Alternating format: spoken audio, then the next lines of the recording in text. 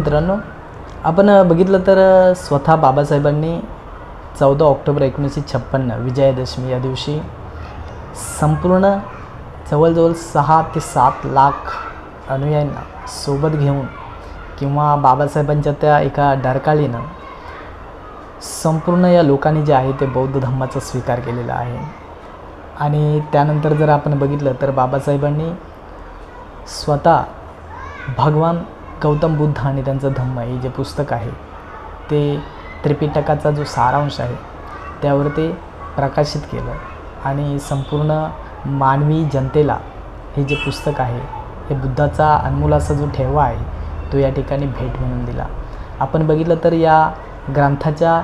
सुरुवातीलाच भगवान हा जो शब्द आहे, वेगवेगळ्या ठिकाणी भगवान या शब्दाचं आपण कसं विद्रूपीकरण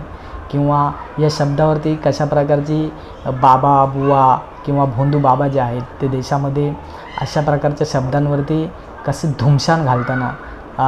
बघतोय आपण. आणि वेगवेगळ्या प्रकारचे जे राजकीय नेते आहेत ते त्या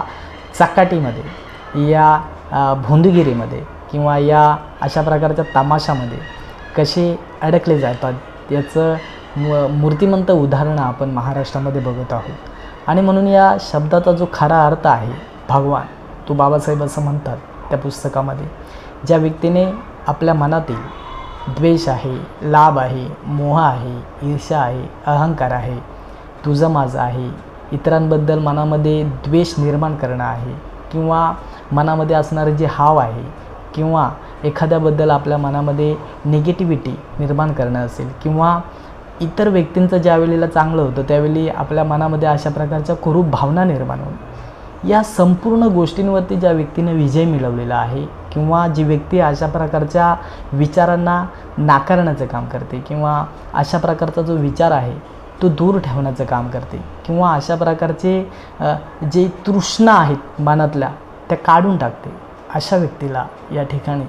भगवान असं म्हटलेलं आहे. आणि म्हणून प्रत्येक व्यक्ती जो आहे तो या संज्ञेद्वारे अशा प्रकारचे जे घाणेरडे विचार आहेत, अशा प्रकारच्या ज्या घाणेरड्या कृती आहेत त्या आपल्या मनातून जर का दूर करू शकतो तर तो खऱ्या अर्थानं या शब्दाचा जो अनुभव आहे तो आपल्या जीवनामध्ये घेऊ शकतो. आणि म्हणून भगवान म्हणजे ज्याने आपल्या मनातून अशा प्रकारच्या तृष्णा काढून टाकलेल्या आहेत, अशा प्रकारच्या व्यक्तीला या ठिकाणी भगवान असं म्हटलेलं आहे. आणि म्हणून या शब्दाचा जो खरा अर्थ आहे तो मित्रांनो समजून घ्या आणि इतरांपर्यंत पोहोचवण्याचं काम करा. एवढंच मला या व्हिडिओच्या माध्यमातून सांगायचं होतं. जय भीम.